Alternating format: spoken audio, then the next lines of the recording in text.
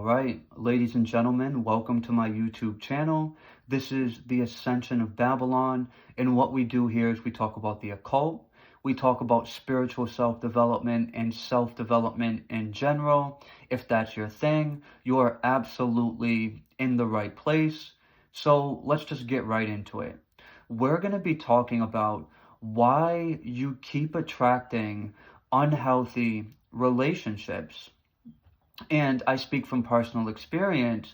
I've lived in cycles for a lot of my life until I really became aware of the deeper subconscious patterns that I wasn't necessarily aware of. I've lived in cycles where I was attracting very unhealthy relationships, very just unhealthy scenarios between me and the woman that I was forming partnerships with. And I think we all have experience with unhealthy relationships. And I think the first place that I want to start is if you're creating an unhealthy relationship and, maybe on an ego consciousness level, you're not necessarily wanting that. But on a subconscious level, it's actually something that you need to experience, or you wouldn't be experiencing it. And you're experiencing it because there are parts of you that are very burdened with unhealed trauma that are externalizing themselves in the form of the other person that you are having this unhealthy relationship with. So even some of the worst abuse that you can possibly think of, it's never just the other person. And that's the last space that you want to stay in, is victim consciousness. Because chances are, if you're in that level of awareness, you're going to keep attracting these kinds of relationships, or we could even say keep manifesting them into your reality, because people that think they're victims or believe they're victims are in a state of separation to where they're not realizing that everything in their life experience is their own creation. Therefore, they're not seeing the reason why they are creating the experience in the first place. And although there can be a lot of pain, a lot of suffering, a lot of struggle and hardship that comes with an abusive relationship, it is our own subconscious creation designed to shake us up, designed to create a pattern interruption, and designed to wake us up as well, to wake us up to these energetic patterns that are existing inside of us, oftentimes having to do with unhealed trauma, suppressed emotional resonance, and limiting belief structures that are existing within the subconscious. And all of those things are going to be reflected back to us in an abusive relationship. So, for instance, let's say your father let's say you're a woman, and your father was very narcissistic in nature, and he was very controlling, very abusive towards your mom in different ways. Because that energetic pattern is stored in your subconscious, you're likely to create experiences where you experience these kinds of people in your day-to-day life, more specifically experiences where you're in a relationship with this kind of person, and even if they're not exactly like your father, you may actually see, certain things about that person that are very similar to your father. And even if you don't, these things aren't always black and white. If you really start doing the deeper work, you might know or might become aware of that the same frequency that caused your dad to be the way that he was being towards your mom is the same frequency in you that's creating this experience that you're having with the other person, and is the same frequency in them which is causing them to be abusive towards you. So everything in our life experience is always interconnected. And if it's happening to us, not only are we creating it as an extension of our overall energetic makeup, but it is truly and always happening for us. Now, does that mean that we want to keep creating abusive relationships? No.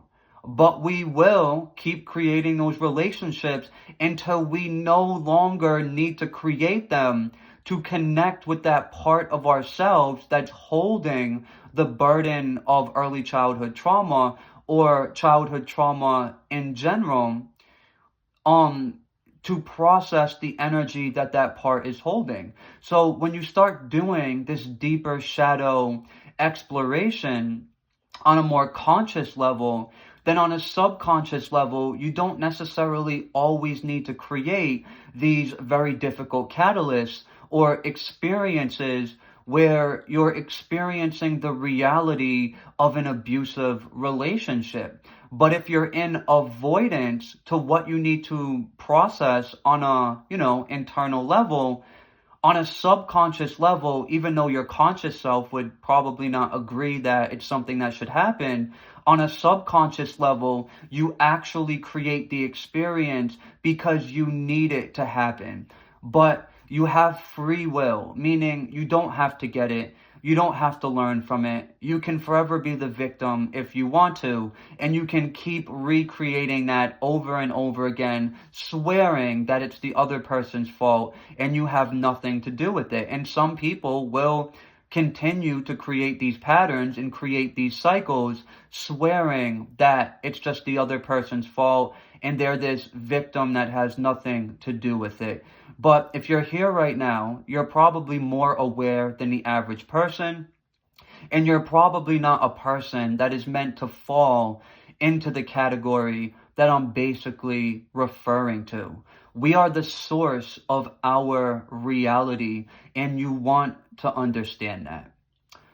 Okay, so now oftentimes these relationships are meant to help us go through a deeper emotional processing and a deeper trauma healing so we can actually move out of resonance with realities that are in the frequency of an abusive relationship. Because the chances are, if you are in an abusive relationship, there's going to be other parts of your reality that mirror back that suppressed emotional resonance that's creating that relationship back to you in different ways. So an abusive relationship can be a massive trigger. And what by trigger, I mean like there's a lot of heavy emotions involved.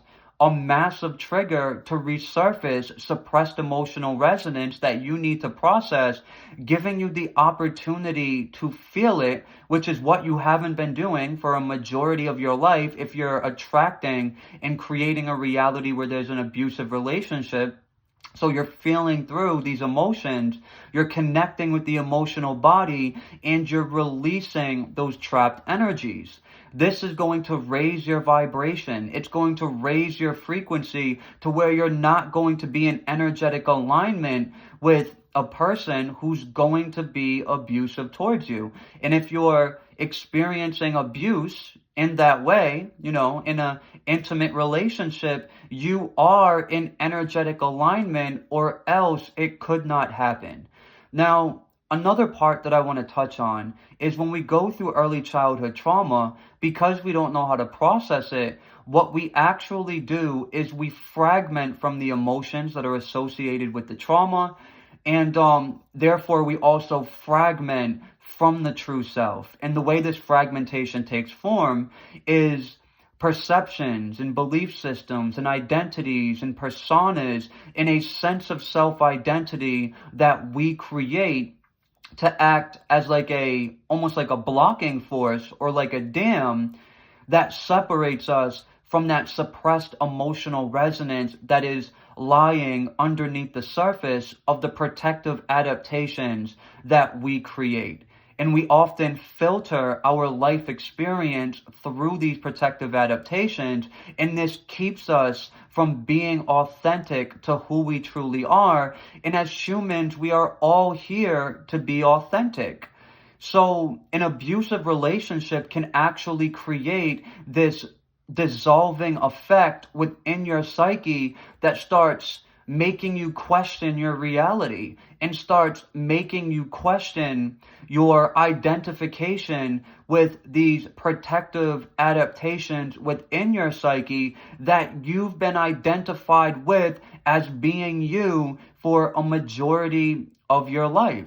So this could be a very disorientating, very dissolving experience that you're actually creating, not only to bring up these really heavy emotions that are actually predating the relationship itself, once again, in association with trauma that's already in your system, but it's also meant to act as a catalyst to certain beliefs, certain perceptions that you have that are limiting you, and, certain self-identities that are not really who you are, so you can begin unblending from the protective adaptation, and you can draw a clear contrast between you and the protective adaptations within your psyche, or the protective parts of your psyche that you created well before the relationship even took place to survive trauma that you've experienced and that you didn't necessarily know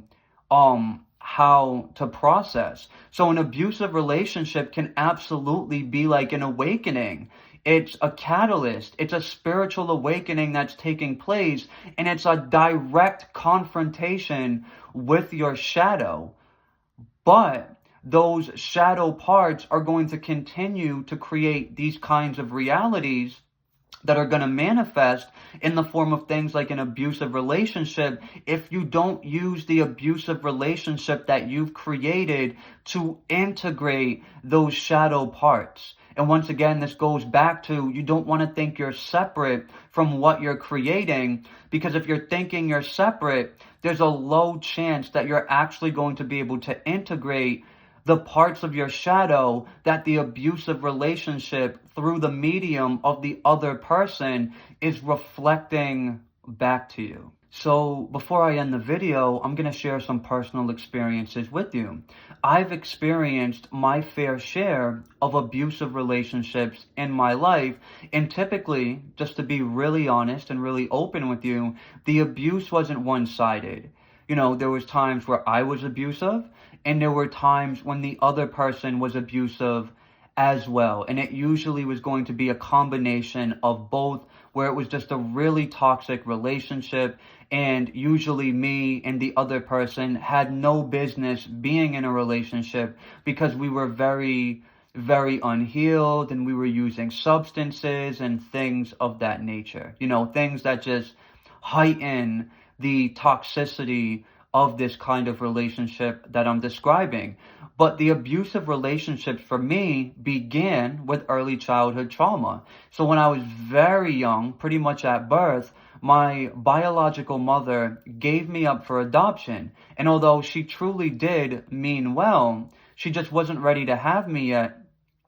She transferred this, we could say, energy of abandonment onto my nervous system, or into my nervous system, because as a child, even though I couldn't consciously verbalize this or vocalize this, I knew or felt like I had been abandoned.